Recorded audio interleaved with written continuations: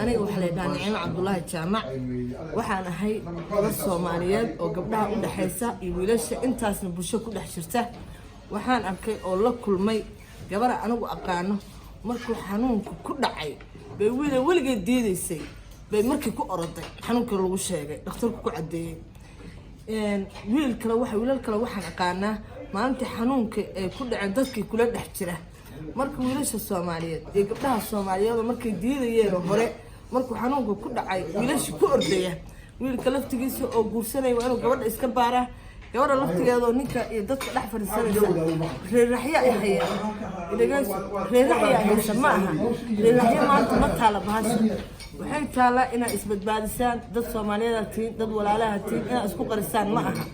ma fahanteen waayo anu gabadha waa aqaana waa dariskayga waa saaxiibtay maanta ay isku aragtay xanuunka inay guur ku orodo oo wiilka shalay diidaysa ay guursato yacni Soomaali haddana xaasimada in meel walba nala gasho ma aha marka gabadhaasi adna waa istaqaanaa gabdhaha Soomaaliyeed oo dhan waa istaqaanaan wiilasha Soomaaliyeedna waa is ogyihiin waxaan ka codsanayaa maalintii xanuunka isku arkaa inaysan Soomaalida soo dhexgelin oo publicada dhex imaanin oo walaalahood sida hooyadood iyo aabahood iyo moola uga cararayaan ee dadka kale uga cararaan aysan ummadda galaafan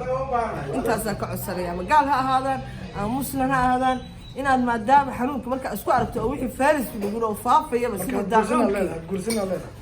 يعني هذا عذرك اسكو اوغاتي شلن ويل اد ديديسي markaad guursato xanuunka markuu maanta isku ogaatay shalay waa ka cararaysay maanta markuu dhakhtarka kugu cadeeyay guurkii baa dalab tiray ma fiican tahay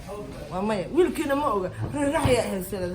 reeraxya ka samcayta anaga ku og dhakhtarka kula raacnay marka gabdhaha Soomaaliyeed waxaan ka codsanayaa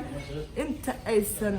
guursan wiilku laftigiisa guursanaya gabadha iska baaro gabadha ninkay guursanaysa iska baarto inay degdegaan oo iska guursadaan ma aha hadda faafin baa socota cudurradii oo sidii daacuunkii urka lagu kala qaadaya ma socota